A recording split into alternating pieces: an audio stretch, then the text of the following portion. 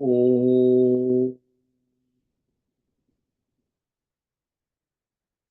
नमो भगवते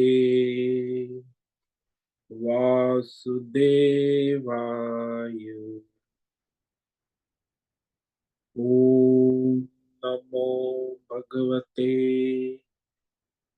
वासुदेवाय। ओम नमो भगवते वासुदेवाय। ओम नमो भगवते वासुदेवाय। ओम नमो भगवते वासुदेवाय। ओम नमो भगवते वासुदेवाय। ओम नमो भगवते वासुदेवाय। ओम नमो भगवते वासुदेवाय। ओम नमो भगवते वासुदेवाय। ओम श्री परमात्मने नमो नमः। ओम गणपतये नमो नमः। ओम सं सरस्वत्यै नमो नमः। ओम गं गुरुभ्यो नमो नमः। ओम सहनावतु सहनौ भुनक्तु सह वीर्यं करवावहै तेजस्विनावधीतमस्तु मा विद्विषावहै। ओम शांति शांति शांति। सदाशिवसमारम्भां शङ्कराचार्यमध्यमाम् अस्मदाचार्यपर्यन्तां वन्दे गुरुपरम्परा। वन्दे गुरुपरम्पराम्। ॐ पार्थाय प्रतिबोधितां भगवता नारायणेन स्वयं व्यासेन ग्रथितां पुराणम् मध्ये महाभारत अद्वैतामृतवर्षिणीं भगवतीम् अष्टादशाध्यायिनीम् अम्ब त्वामनुसन्दधामि भगवद्गीते भवद्वेषिणि। वसुदेवसुतं देवं कंसचाणूरमर्दनं देवकी परमानन्दं कृष्णं वन्दे जगद्गुरुं। नमस्ते परमं ब्रह्म सच्चिदानन्दरूपाय निर्गुणाय नमस्तुभ्यं ओंकाराय नमो नमः। सर्वे दुर्गाणि तरन्तु सर्वे भद्राणि पश्यन्तु सर्वे सद्बुद्धिमाप्नोतु सर्वे सर्वत्र नन्दतु। ओम तत्सत। ओम ओम ओम। आप सभी ऑनलाइन नेटवर्क पर उपस्थित भगवद गीता श्रवण साधकों को आज ऋषिकेश से हमारा प्रातः का अभिवादन अभिनंदन अभिवंदन। हरि ही ओम हरि ही ओम हरि। हम सबको आज का यह दिव्य दिन तन मन धन जन देश काल विषय वस्तु परिस्थिति अवस्थाएं अध्यात्म भौतिक दैविक क्षेत्र व्यष्टि समष्टि सभी को अपने अपने पूर्व में अनंत जन्मों में किए हुए संचित पाप पुण्य धर्म अधर्म मिश्र सकाम निष्काम कर्मों के पके हुए फल स्वरूप में वर्तमान में आज सभी को अपने अपने प्रारब्ध अनुसार परमेश्वरी अचिंत्य योग माया के माध्यम से प्रसाद स्वरूप में प्राप्त हुआ है। अतः आज का यह दिव्य दिन परमार्थ हेतु निष्काम सेवा यज्ञ देव यज्ञ ऋषि यज्ञ पितृ यज्ञ मानवता यज्ञ भूत प्राणी यज्ञ सात्विक दान शारीरिक वाचिक मानसिक तप निष्काम कर्म योग ध्यान योग भक्ति योग ज्ञान योग साधना स्वाध्याय वेद शास्त्रों का अध्ययन अध्यापन उपासना आराधना के लिए समर्पित करे और करवा अत्यंत दुर्लभ मनुष्य जीवन को परमार्थ हेतु सार्थक करे और करवावे। आज विक्रम संवत 2081 माघ मास कृष्ण पक्ष की षष्ठी तिथि सुबह 7:31 तक है। उसके बाद सप्तमी तिथि लग जाती है। आज है स्वाति नक्षत्र। ये सुबह 10:38 तक। उसके बाद विशाखा नक्षत्र लग जाता है। आज है बुधवार और शिशिर ऋतु चल रही है। यहाँ ऋषिकेश का रात्रि का न्यूनतम तापमान 10 डिग्री रहा है और दिन का अधिकतम तापमान 27 डिग्री रहा है। वायु की गति 5-10 किलोमीटर प्रति घंटा चल रही। ईस्वी सन 2025, 18 फरवरी, 18 फरवरी 2025। सुबह के 6:45 बज चुके हैं। कलयुग का प्रथम चरण 5125वां वर्ष, 7वां वैवस्वत मनवंतर श्वेत वराह कल्प, ब्रह्मा जी का 26वां दिन और 51वां वर्ष चल रहा है। तो ऐसे अनंत कोटि ब्रह्मांडीय परमेश्वरीय अचिंत्य योग माया में हमारा यह एक ब्रह्मांड, इस ब्रह्मांड में ये पृथ्वी लोक में, समुद्र के ऊपर जम्बू द्वीप में, विश्व का एकमात्र वैदिक राष्ट्र भारत में, उत्तर हिमालय प्रांत में, उत्तराखंड राज्य में टिहरी जिले में, हिमालयन शिवालिक पर्वतमाला के अंतर्गत मणिकूट पर्वत के ऊपर नीलकंठ महादेव के सामने, ऋषिकेश नगरी में मुनि की रेती प्रांत में शीशम झाड़ी, अवधूत बाड़ा आश्रम के सी ब्लॉक के पहले माले से 5 नंबर कमरे से गंगा किनारे से हम स्वामी उत्तमानंद सरस्वती, भगवद गीता के आचार्य, शिष्य स्वामी चिन्मयानंद सरस्वती महाराज, चिन्मय मिशन, कैलाद्वैत वेद व्यास भगवतपाद शंकराचार्य की श्रृंगेरी संन्यास परंपरा से शिक्षित दीक्षित, सनातन वैदिक भारतीय हिंदू धर्म अनुसार संपूर्ण भगवद गीता ज्ञान यज्ञ ऑनलाइन चैतन्यमय जीवन लाइव प्रसारण के अंतर्गत व्याख्यान माला में अध्याय 10 विभूति योग के श्लोक नंबर 29 और 30 पर संस्कृत एवं हिंदी में व्याख्यान करेंगे। दिव्य पवित्र और ये संपूर्ण भगवद गीता ज्ञान ये जीवंत चैतन्यमय लाइव प्रसारण यूट्यूब और जूम के अंतर्गत व्याख्यान मान यह प्रवचन करेंगे। दिव्य पवित्र सरल व्यावहारिक सटीक पूर्ण वर्ण अक्षर पद वाक्य पंक्ति श्लोक अध्यायों की संगति संधि अन्वय शब्दार्थ वाक्यार्थ भावार्थ रहस्यार्थ के यथार्थ तात्पर्य से वैदिक शास्त्र वेद व्यास साहित्य शंकर भाष्य एवं परंपरागत सन्यासी आचार्यों की टीका टिप्पणी सहित आज का यह भगवद गीता व्याख्यान करेंगे। कृपया आप सभी श्रद्धा भक्ति ध्यान से परिपूर्ण होकर के यह दिव्य श्रवण साधना करें। इसमें से कुछ ग्रहण करें, कुछ धारण, कुछ अपने जीवन में चरितार्थ करें और उसमें निरंतरता लाए।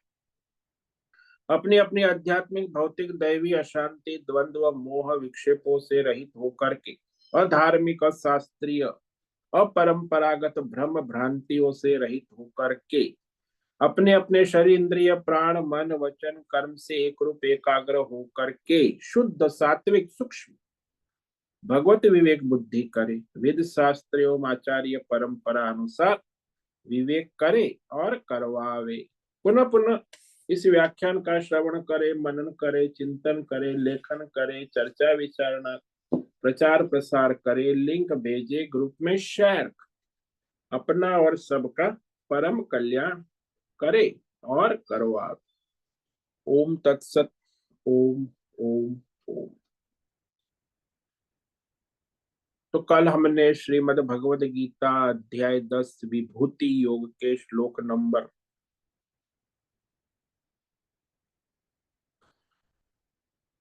27 और 28 पर विचार किया था, जिसमें भगवान अपनी विभूतियों का निरूपण कर रहे हैं। सगुण विभूति उच्च श्रवसमश्वानाम विद्धि मामृतोद्भवम् ऐरावतम गजेन्द्राणाम नराणाम च नराधिपम।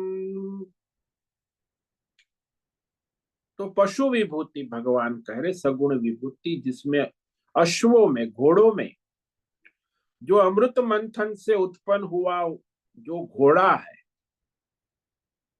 वह उच्च श्रवा, उसके कान ऊंचे है, सप्त मुख, 7 मुख वाला, इंद्र का वाहन,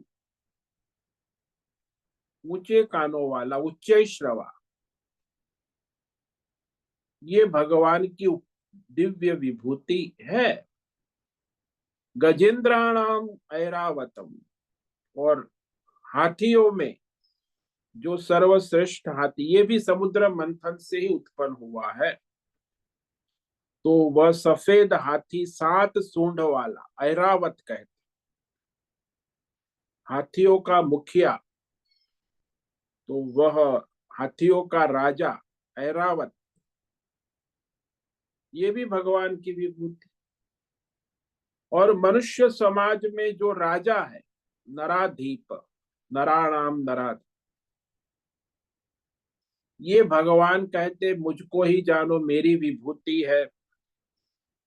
जैसे राजा युधिष्ठिर, राजा परीक्षित, राम कृष्ण, तो धर्म परायण राजा, और जो न्याय करता, ऐसा राजा जो है वह, और जो लोकप्रिय है, प्रजा जिसकी आज्ञा का पालन करती है।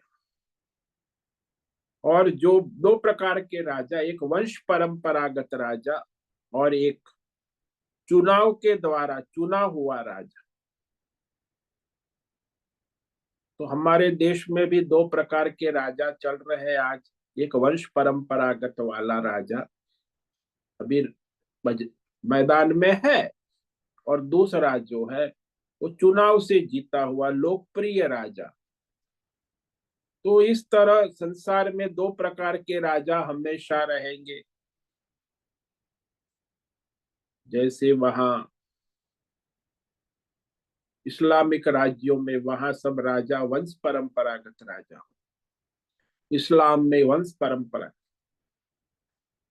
और हमारे भी सनातन धर्म में वंश परंपरा। पहले राजा थे, 542 राजा, फिर उसका सारा जो है विलय हो गया और भारत सार्वभौम राष्ट्र हुआ। तो ये सारे जो राजा है, इसमें सबसे श्रेष्ठ वही है जो लोकप्रिय है, और लोग सभी उनका आज्ञा का पालन करते हैं, और चुना हुआ राजा है धर्मपरायण, न्याय कर, और लोगों का प्रतिनिधि है, धर्मात्मा है, तभी वो राजा शोभायमान होता है। जैसे शिवाजी महाराज, वो भी धर्मात्मा राजा थे, छत्रपति शिवाजी। और अब जो कहा भगवान ने, और भी विभूति, आयुधानामहं वज्रम, धेनुनामस्मि कामधुक, प्रजनश्चास्मि कंदर्प, सर्पाणामस्मि वासुकी। आयुध यानी हथियार कहते हैं जिसको हम 3 प्रकार के होते हैं। प्रहरण यानी तलवार भाला, हस्तमुक्त जो हाथों से छोड़ा जाता है, धनुष बाण है, चक्र है, भाला है, त्रिशूल है।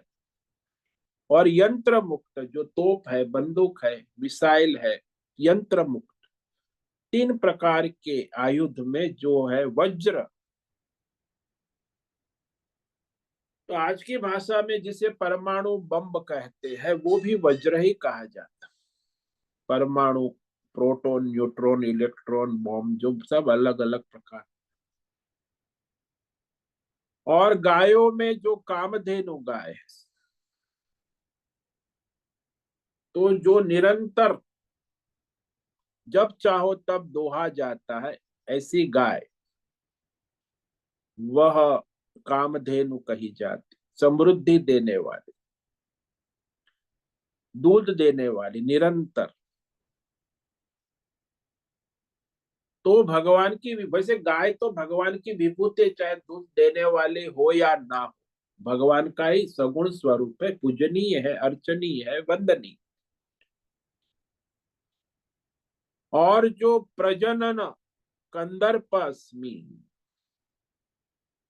वैदिक शास्त्र विधि विधान से संतान उत्पन्न करने वाले की जो विधि है, कंदर्प, कामदेव जिसको कहते हैं, वह भगवान की विभूति है।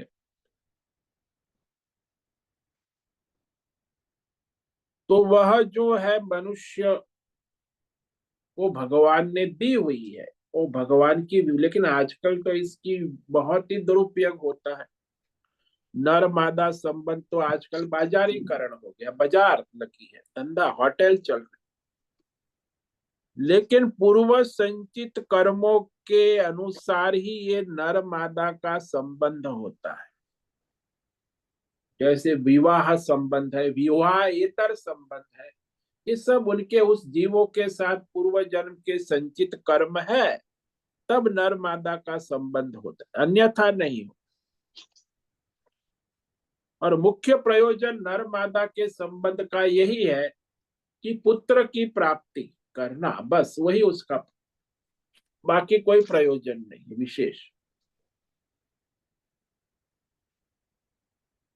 तो यहाँ जो भगवान कह रहे हैं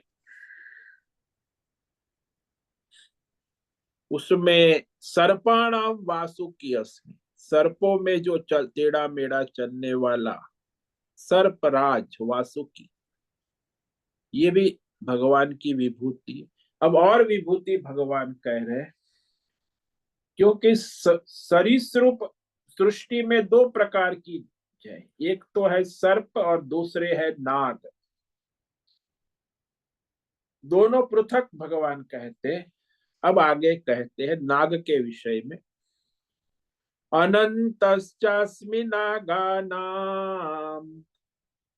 वरुणो यादसामहम् पितॄणामर्यमा चास्मि यम संयमतामहम्। अहम नागा नाम अनंत, अनंत शेष नाग जिसको, यादसाम वरुण अस्मि, और जलचरों के देवता वरुण देवता, पितृ के राजा मुखिया अर्यमा, और शासन करने वाले संयमताम यमराज धर्मराज। तो चार विभूति श्लोक में भगवान कह रहे हैं। सबसे पहली बुद्धि कहा कि वह जो भगवान है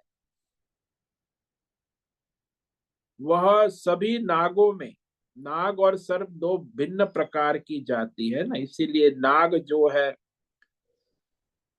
जिसके ऊपर एक त्रिशूल का चिन्ह होता है ना, उसे नाग कहते।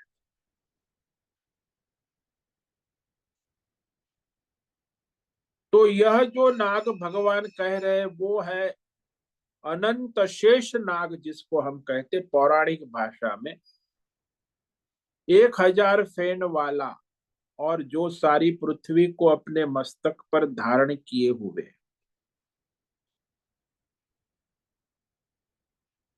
अंत रहित है, अनंत कहा ना, उसके फणों का संसार हजारों फण।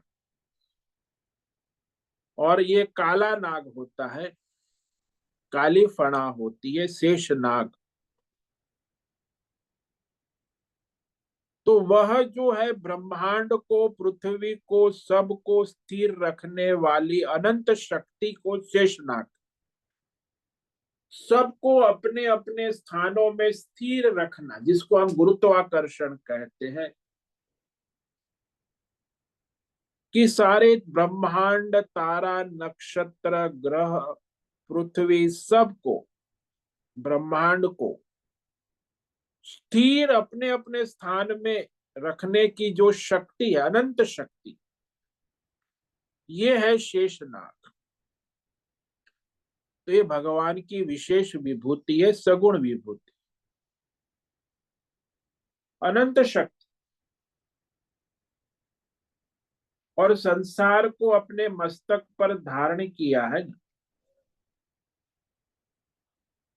ये तो विशेषता है उसकी। दूसरी एक विशेषता है कि शेषनाग पर भगवान विष्णु का शयन है। आपने देखा होगा शयन, भगवान विष्णु, लक्ष्मी उनका पैर दबाते, विष्णु भगवान शेष नाग पर शयन कर।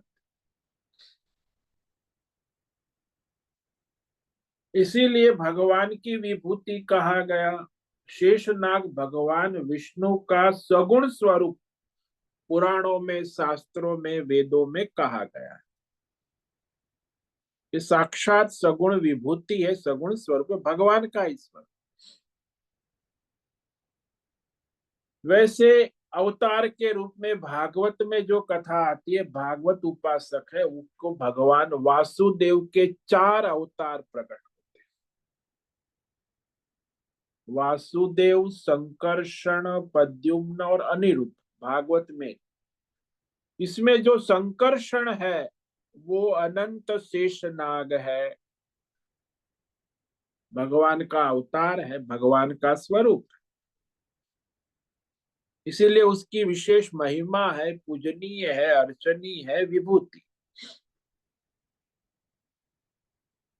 और फिर कहा यादसाम वरुण अस्मि, ये 32वीं विभूति है। भगवान कुल 84 विभूति कहेंगे और उसमें अब भगवान कह रहे कि जो सरोवर और सरोवर में रहने वाले जलचर प्राणियों का देवता है, जलचर जीवों का देवता, अधिष्ठान देव, तो उसे वरुण देवता कहते हैं। सभी सरोवर, तालाब के अधिष्ठित देवता जो होते हैं, इसलिए उसे यहाँ विभूति रूप में लिया है। क्योंकि जल संबंधी जितने भी जलचर प्राणी है और जलचर संबंधी देवता है, उनमें जो सबसे मुख्य देवता है वो वरुण देवता।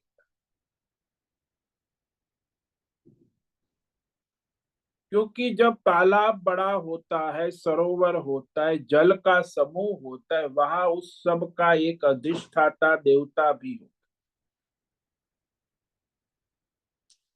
तो गांव में भी आप देखो, गांव का भी ग्राम देवता होता है, अधिष्ठाता देवता, उसे ग्राम देवता का।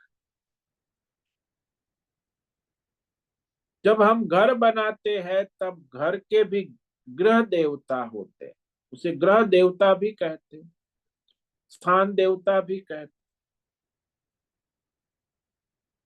तो जहां समूह में कुछ चीज होती है, समूह, उसमें जो समूह को चलाने वाला अधिष्ठाता देवता अवश्य होता है,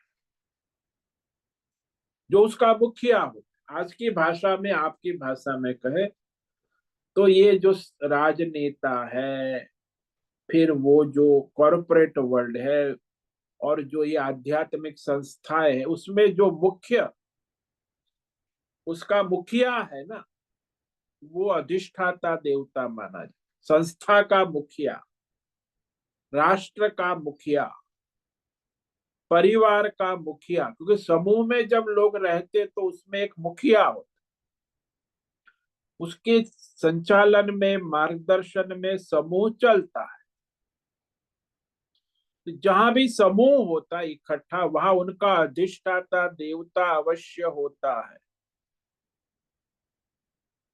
कोई भी संस्था चलती है उसमें भी जो उसका मुख्य, उसको कहते हैं कि वह मुखिया है। आज की भाषा में प्रेसिडेंट है, अध्यक्ष है, प्रधानमंत्री है, राष्ट्रपति है, या फिर डायरेक्टर है। कॉर्पोरेट वर्ल्ड में अलग भाषा का उपयोग करते हैं, तो फाउंडर कहते हैं। कॉर्पोरेट वर्ल्ड में फाउंडर है, मैनेजिंग डायरेक्टर है, चेयरमैन है। इनको देवता देवता कह कि उसकी अध्यक्षता में वो संस्था चलती है।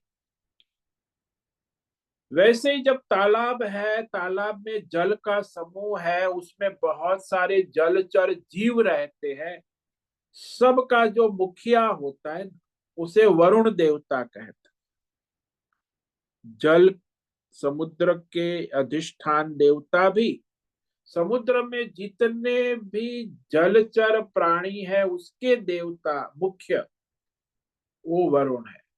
तो सरोवर के भी है वरुण देवता, समुद्र के भी, और जितने भी जलचर प्राणी है सबका मुखिया जिसको कहते प्रधान देवता,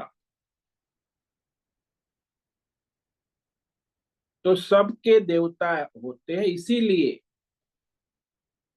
जब आप अज्ञात जल में जहां प्रवेश करना होते हैं, वहां पहले वरुण देवता को नमस्कार करके फिर जल में प्रवेश करना हितावह है।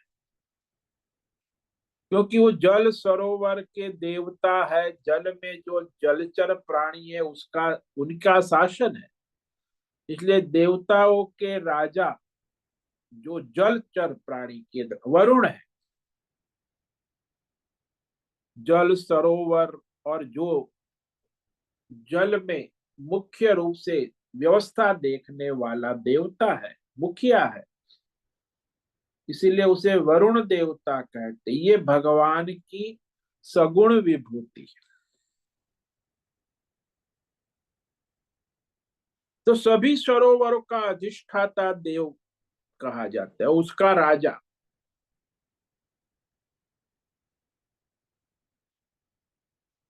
और फिर कहा पितॄणाम अर्यमा अस्मि।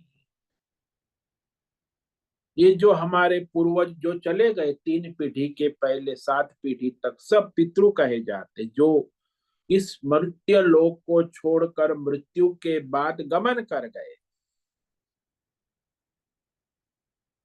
उसे पितृगण कहते हैं। तो वहां पितृलोक में भी व्यवस्था है, तो वहां उसका नायक सरदार स्वामी मुखिया महंत प्रमुख जो है उसको अर्यमा कहते हैं।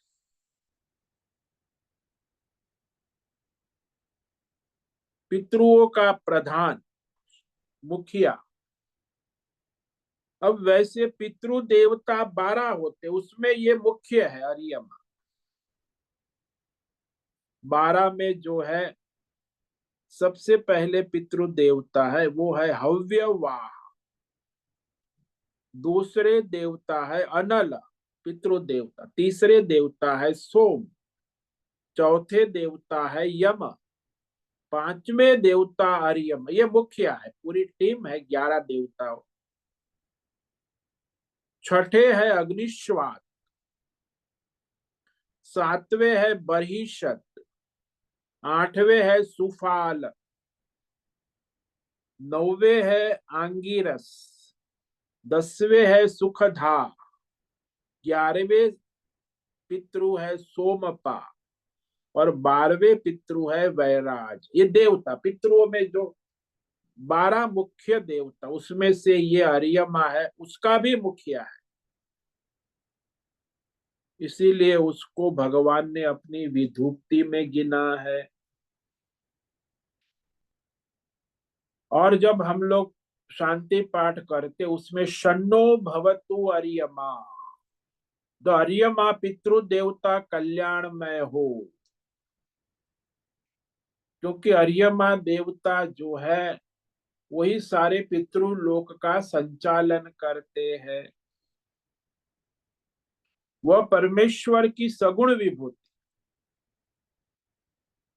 जो भी पितृलोक में आता जाता है उनका सारा संयोग व्यवस्था सब, जिसे राजा राज्य की व्यवस्था करता है, ऐसे पितृलोक की व्यवस्था करने वाला मुखिया है अर्यमा।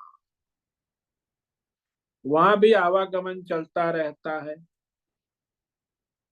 वो पितृलोक से भी फिर मनुष्य लोक में या देवलोक में जाते हैं सभी जीव। अपने अपने संचित कर्मों के अनुसार सभी जीवों की यात्रा होती है। और फिर कहा संयमताम यम अहम अस्मि, ये विभूति जो संयम में रखने वाले, नियामक, संयमक, दंड देने वाले, कंट्रोलर, यानी शासन करने वालों में धर्मराज यमराज, इनको हमारे शास्त्रों में मृत्यु के देवता कहते, यमराज बड़े कठोर है और कभी किसी का पक्षपात नहीं करते। यमराज जो है ना, उसके पास रिश्वत नहीं चलती, सिफारिश भी नहीं चलती, सदा पवित्र रहते हैं।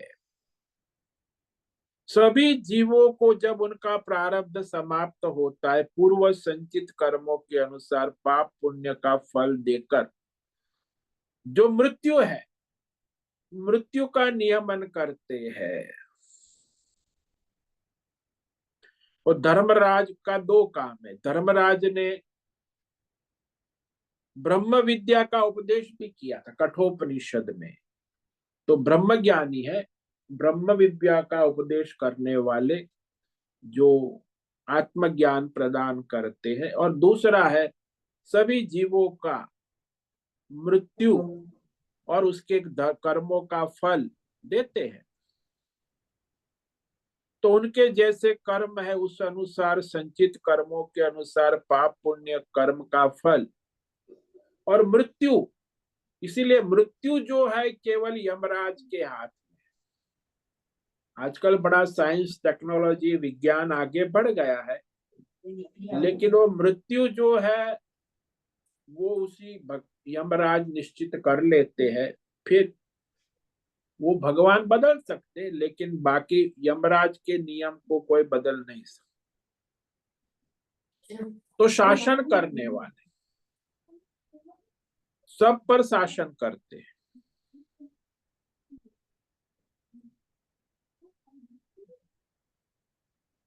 ये जो उर्वशी है उसका आवाज आ रहा है, ऑडियो चालू है।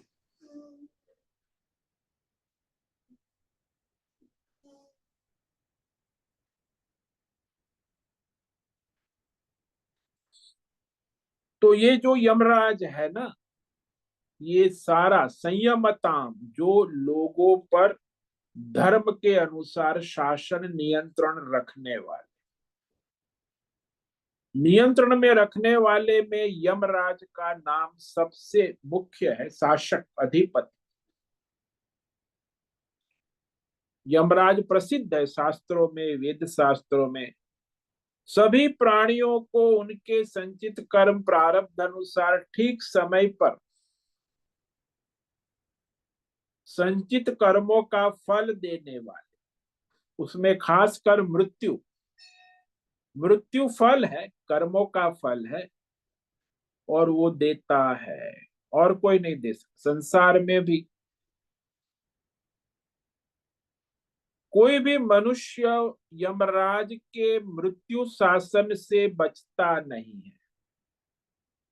आजकल बड़े बड़े वैज्ञानिक, बड़ी बड़ी लेबोरेटरी, बड़े आईसीयू हॉस्पिटल, अरे बड़े बड़े सब डॉक्टर, बड़ी सुविधा, लेकिन जब यमराज ने कहा उनका समय पूरा हो गया है, प्रारब्ध पूरा हो गया है, तो उसकी मृत्यु को कोई रोक नहीं सकता। हाँ, कभी भगवान जो है उसका अनुग्रह हो तो उसमें कुछ परिवर्तन होता है, लेकिन जब यमराज तो कोई नियम कंसेशन नहीं देते, भगवान दे देते हैं। इसलिए कई भगवान की प्रार्थना करते, यमराज ने निश्चय कर लिया है और भगवान यदि अनुग्रह करते हैं तो उसका मृत्यु थोड़ा आगे पीछे, मृत्यु से मुक्त तो तभी होगा जब उसे आत्मज्ञान होगा। आत्मज्ञान से ही मृत्यु से मुक्ति होती, और कोई मुक्ति का साधन। हर बार यमराज उसे ले जाते, फिर उसका पुनर्जन्म होता है। तो इस तरह यहाँ चार विभूतियों का निरूपण किया है।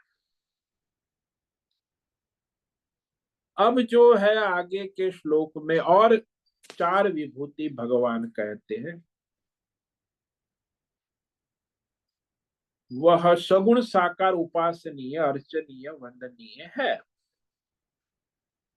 30वें श्लोक, प्रह्लादश्चास्मि दैत्यानां काल कलयतामहं मृगाणां मृगेन्द्रोऽहं वैनतेयस्य पक्षिणाम्।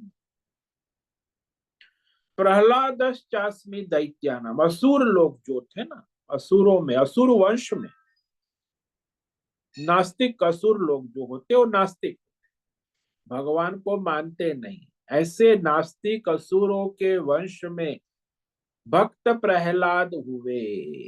ये भगवान की विभूति। और जो गणित गिनती में कलयताम, गणना करने वालों में, काल समय टाइम, मृगाणाम मृगेंद्र, हम पशुओं में जो वन्य पशु है जंगल में, उसमें मृगेंद्र मृगराज सिंह भगवान की विभूति है। और पक्षियों में पक्षिणाम अहम वैनतेय, विनीता का पुत्र, विष्णु का वाहन, जो पक्षियों में तेज चलने वाला है, ऊंचाई पर जाने वाला है, वह पक्षियों में सर्वश्रेष्ठ गरुड़, ये भगवान की विभूति है। अब इसमें जो 4 विभूति है, इसमें कहा कि असुर जो है नास्तिक होते हैं, उनके कुल में कोई आस्तिक कैसे आ गया? क्योंकि राक्षसी प्रकृति वाले, राजसी तामसी प्रकृति वाले लोग अधिकतर होते। संसार में भी आज हम जिस संसार में रह रहे, उसमें 90% राजसी तामसी प्रवृत्ति और प्रकृति वाले लोग रहते, वो हमेशा अधिक ही होते। उसी को राक्षस कहते, असुर कहते। राजसी और तामसी प्रकृति प्रवृत्ति में जन्म से मरण तक लगे रहते। तो उसी असुर कुल में प्रसिद्ध भक्त प्रहलाद जन्म से सात्विक गुण वाले थे, जन्म से ही सात्विक गुण, धर्मात्मा, भगवान नारायण के परम भक्त थे। और जब भी उसका पिता हिरण्यकश्यपु से पूछता था तो कहता है नारायण ही सर्वस्व है, और नारायण का ये पक्का विरोधी नास्तिक था। तो उसका बाप जो है हमेशा उससे लड़ाई होती, परेशान। उसने तो कहा कि इसको खत्म कर दो, मार दो, ये मेरा बेटा नहीं, मेरा शत्रु है, शत्रु का भजन कर रहा है, महिमा गा रहा है। क्योंकि वो नास्तिक लोगों के लिए भगवान नारायण शत्रु होते हैं, परमेश्वर को मानते नहीं ना, इसीलिए वह असुर हमेशा विरोध करते हैं भगवान। लेकिन ये हमेशा भगवान की महिमा गाते रहे, इसीलिए फिर वो जो भक्त प्रहलाद की कथा भागवत में आती है विस्तार पूर्वक, बहुत ही बढ़िया कथा है। तो बहुत कष्ट दिया उसको, उसके पिता ने मारने के लिए बहुत कोशिश की, सर्प को डाला, जहर पिलाया, यहाँ तक कि अभी होली आ रही है, होलिका में उसकी बहन को वरदान था, फिर भी वो जल गई और भक्त प्रहलाद को अग्नि ने स्पर्श नहीं किया। तो ये भगवान नारायण की शरणागति अनंत बनाई रखी। बहुत कठिन से कठिन परिस्थिति में निकलने के बाद भी उसने नारायण परमेश्वर की शरणागति को नहीं छोड़ा। इसलिए भक्तों में श्रेष्ठ, इसीलिए जो आजकल जो मनुष्य भक्त है वो थोड़ी कठिन परिस्थिति आती है तो भगवान को छोड़ देते हैं, लक्ष्मी के पीछे दौड़ने लगते हैं, सिद्धियों के पीछे दौड़ने लगते हैं, लेकिन भगवान को छोड़ देते हैं। आजकल तो ऐसा ही हो रहा है, ज्यादातर मनुष्य जो है कष्ट परेशानी है तो कष्ट परेशानी में भगवान को छोड़कर बाहर घूमते रहते, लक्ष्मी के पीछे दौड़ते हैं, सिद्ध महात्मा सिद्धियों के पीछे दौड़ते, देवी देवताओं के पीछे दौड़ते हैं, और फिर वो दौड़ते रहते। वास्तव में भगवान की शरणागति ही सर्वश्रेष्ठ है। इसीलिए भक्त प्रहलाद को सर्वश्रेष्ठ विभूति में भगवान ने, इसका कारण यह है कि असुर वंश में कुल में होते हुए भी उसमें भगवान की भक्ति है, और भगवान उसके लिए आए भी। उसे बचाने के लिए भगवान स्वयं खंभे से प्रकट हो गए, नरसी रूप धारण कर, और नरसी बनकर हिरण्यकश्यपु का वध कर दिया। तो ये भगवान की विशेषता है, भक्तों की रक्षा करते कहीं भी कभी भी। और कलयताम, गिनती करने वालों में, गणित में, ज्योतिष शास्त्र में काल ही सबसे श्रेष्ठ है। गणित का उत्पत्ति ही काल से हुई, ज्योतिष की उत्पत्ति भी काल से हुई। यदि काल ना हो तो गणित और ज्योतिष की उत्पत्ति संभव नहीं। सबसे श्रेष्ठ अनादि काल से आज तक एक ऐसी गिनती है, काल की गिनती, जिसमें कोई परिवर्तन नहीं होता। जिसे ज्योतिष शास्त्र पढ़ा है उनको पता है कि काल की गिनती में कोई परिवर्तन नहीं। सृष्टि के प्रारंभ से आज तक काल जो है वो जैसा है वैसा चल रहा है। काल के अनुसार परिमाणित परिगणित चलता है निरंतर। हमारे प्राचीन वैदिक काल में तो ये सब कार्य जो होता था, स्वधर्म आदि, वह इस ज्योतिष शास्त्र काल की गणना के अनुसार ही होता। बहुत ही काल का सूक्ष्म विवेक, जिसमें चौघड़िया है, काल है, कौन सा काल शुभ है, कौन सा काल अशुभ है। आप लोग भी काल के विषय में जब विवाह करना है तो मुहूर्त निकल, जिसको हम मुहूर्त कहते, बड़ी महिमा है। काल का भी विवेक रखना आवश्यक है। ज्योतिष के अनुसार किसी भी कार्य की सही गणना पूर्वक निश्चित किए काल में ही पूर्ण करना आवश्यक। इसलिए हमारे सनातन धर्म में जो संस्कार है, वैदिक संस्कार, यज्ञोपवीत संस्कार है, गर्भाधान संस्कार है, विवाह संस्कार है, अंत्येष्टि संस्कार, ये सारे संस्कार में काल की गणना होती। सभी के लिए निश्चित काल है, काल को हल्के में नहीं लेना चाहिए। जो कार्य करना है उस कार्य का निश्चित काल है। मानो आपके नित्य कर्म, शौच स्नान आदि करना है तो उसका काल निश्चित है। सुबह ब्रह्म मुहूर्त में उठ जाके पूजा पाठ आराधना, वो सुबह का काल। सूर्योदय के बाद पूजा पाठ नहीं होता। तो हर कार्य का, भोजन का समय मध्याह्न 12 बजे मुख्य काल है, निश्चित काल है, उसमें ही करना आवश्यक है। तो ये काल की महिमा है। निश्चित काल में निश्चित कार्य, स्वधर्म, कर्तव्य, वर्ण, आश्रम, देश, काल, परिस्थिति के अनुसार जो कार्य कर देना, ये सबसे बड़ी साधना है, तप। आजकल तो भाई काल की तो कोई गणना है ही नहीं। हाथ में घड़ी भी, अभी तो घड़ी भी पहले हाथ में होती थी, एक मूर्ति, काल मूर्ति, इसको हम काल मूर्ति कह, घड़ी काल मूर्ति हमारे हाथ में लगी रहे। आजकल मोबाइल आ गया तो अब सब मोबाइल से देखते काल कितने हुआ, तो उसे हाथ में तो लोग रख लेते हैं, काल घड़ी बांध लेते, परंतु काल के अनुसार कोई कार्य नहीं करते। हमने तो आज तक देखा, दुनिया में बहुत लोग देखे, 95% मनुष्य कभी काल से काम करते हैं। हमने किसी को टाइम दिया तो हमारे जीवन में 90% लोग ऐसे कि उन्होंने कभी समय का पालन नहीं किया है। 90% कभी काल की मर्यादा रखते ही नहीं। उनका स्वभाव ये कभी भी कुछ भी करना, काल के अनुसार स्वधर्म कार्य करते ही नहीं और परेशान रहते, स्वयं भी दूसरों को भी परेशान करते। तो हमारे वैदिक धर्म में, वैदिक काल में तो काल की एक क्षण की भी महिमा है कि क्षण का भी सदुपयोग कैसे होता है।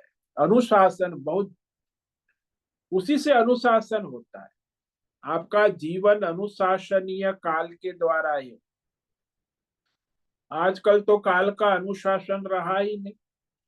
हर कार्य का मुहूर्त होता था, ज्योतिष शास्त्र के अनुसार समय पर कार्य पूर्ण होता था। आजकल तो मुहूर्त निकालते तो उसके भी कोई वीडियो ऑडियो वाले बहुत परेशान करते हैं, तो विधि विधान करने भी नहीं देते कि उसको कॉन्ट्रैक्ट दिया है 3 लाख का, 5 लाख का, ऑडियो वीडियो वाले। तो फिर वो सारे समय से मर्यादा, कोई मुहूर्त का कोई मतलब ही नहीं रहता। तो ये सारी विटंबना है, दुर्गति है। वर्तमान काल में लोगों को इस तरफ बिल्कुल विवेक नहीं रखते हैं और उसके कारण परेशान रहते हैं। काल को समझे, प्रत्येक क्षण, और उसमें क्या हमारे स्वधर्म है, कार्य है, उस समय से हो जाना चाहिए। नित्य कर्म है, जो आपके नित्य कर्म है वो समय से हो जाना चाहिए। भाई नहाना धोना, खाना पीना, सोना उठना बैठना, ये सब आपका नित्य कर्म है। उसमें कोई समय आपको निर्धारित करके उस समय पे पूरा हो जाना चाहिए। नहीं होता है, कभी भी कुछ भी कर। सोने का कोई टाइम निश्चित नहीं है, खाने का कोई टाइम, नहाने धोने का कोई समय। बड़े आधुनिक विद्वान, मॉडर्न एजुकेटेड, अरे मूर्ख है। कोई नित्य कर्म भी ठीक से नहीं करते हैं। और पढ़े लिखे कोई सामान्य ने, बड़े बड़े डॉक्टर, इंजीनियर, वैज्ञानिक, नेता लोग भी, उनको भी काल की कोई मर्यादा नहीं हो। तो ये विटंबना है मनुष्य की, मानव जाति की। और फिर भगवान ने कहा, मृगाणाम मृगेंद्रोहम। ये जो पशु, सारे वन्य जीव है, जंगल में आप चले जाओ तो उसमें एक प्राणी है जो हमेशा निर्भय चलता है, उसे कभी भय नहीं। दूसरा, उसे अपने लक्ष्य से विचलित नहीं होता। उसने अपने शिकार का लक्ष्य बनाया, उसका लक्ष्य वो कभी छोड़ता नहीं है, लक्ष्य से कभी विचलित नहीं। मृगाणाम मृगेंद्रोह। हाँ, उसकी महिमा है, विभुत। हम गए थे जूनागढ़ गिरनार में, तो वहां जब हमने अपनी आंख, सुना तो बहुत था, फोटो भी, लेकिन जब साक्षात सामने देखा तो रोंगटे खड़े हो गए। हाँ, भगवान ने गीता में कहा ये विभूति है, सिंह मृगराज। तो वहां देश विदेश से लोग देखने आते हैं उसके दर्शन, क्योंकि भगवान का दर्शन है, विभूति है। आंखों से सामने दर्शन करना, ये साक्षात भगवान का सगुण दर्शन है, मृगराज सिंह। और फिर पक्षियों में वैनतेय गरुड़। तो विष्णु भगवान जो है उनका वाहन है, उड़ने वालों में सबसे तेज उड़ने वाला और सबसे ऊंचाई पर जाने वाला। ऊंचाई पर उड़ान करता है, सबसे तेज उड़ान, इसलिए गरुड़ पक्षियों का राजा कहा जाता है। विष्णु का वाहन होने से सबसे श्रेष्ठ माना जाता। भाई हमारी जो पूजा विधि, शास्त्र विधि के अनुसार गरुड़ की पूजा के बाद भगवान विष्णु की पूजा हो। तो पहले गरुड़ की पूजा होती है, विष्णु भगवान की पूजा बाद में। तो वह भगवान की विभूति है। तो इस प्रकार आज हमने जो है ये भगवान की 8 विभूतियों का विवेक विचार किया। श्लोक नंबर 30 और 31 में 29 और 30 में।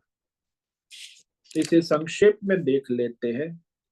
अनंतश्चास्मि नागानां वरुणो यादसामहं पितॄणामर्यमा चास्मि यम संयमतामहं।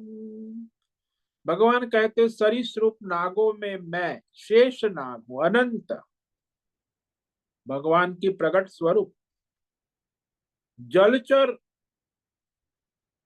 के राजा वरुण देवता, सरोवर के भी राजा, और सरोवर में जल में रहने वाले, समुद्र में रहने वाले जलचर जीवों के भी राजा है।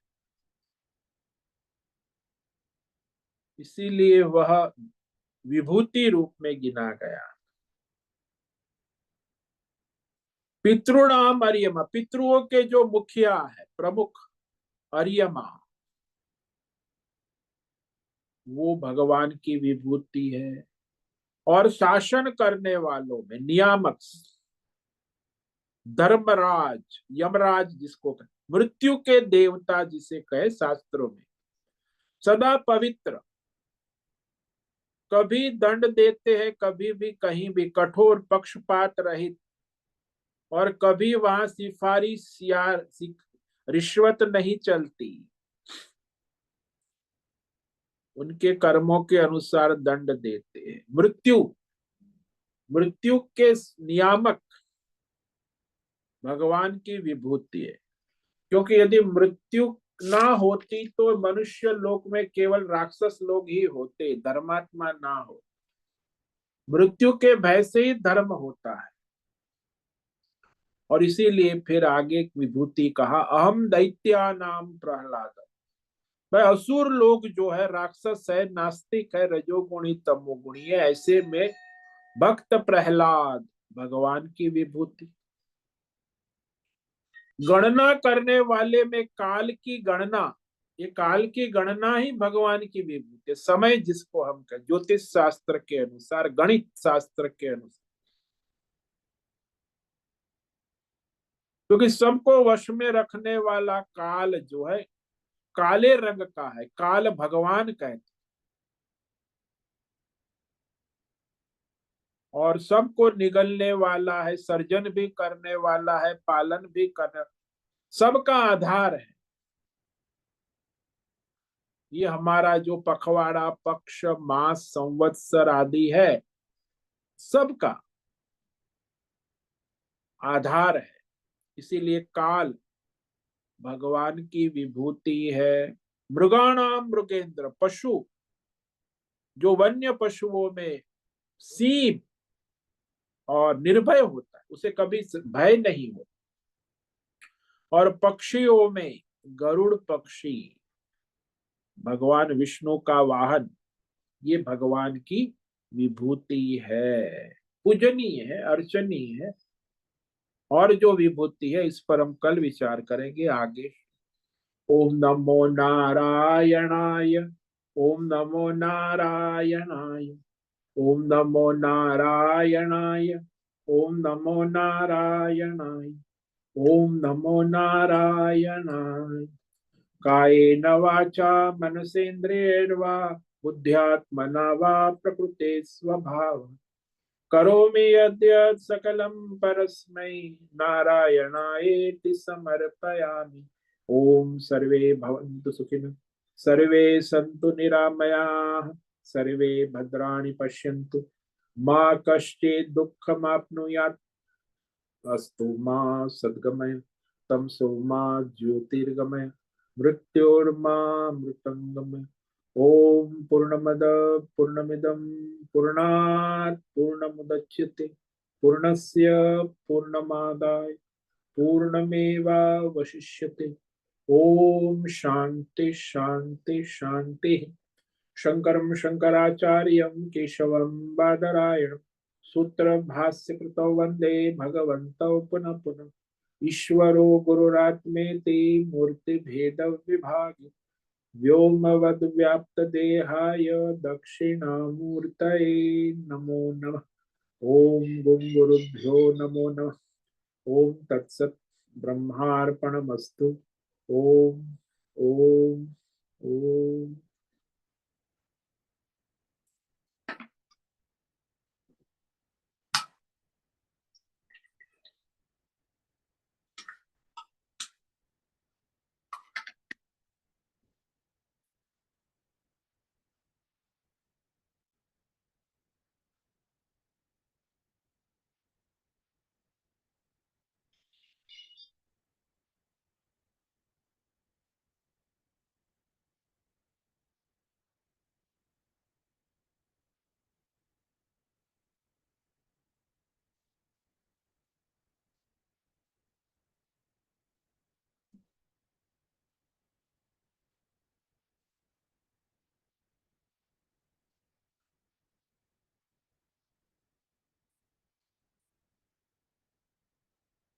अभी समय है कि साधक को प्रश्न तरी कर सकते हैं।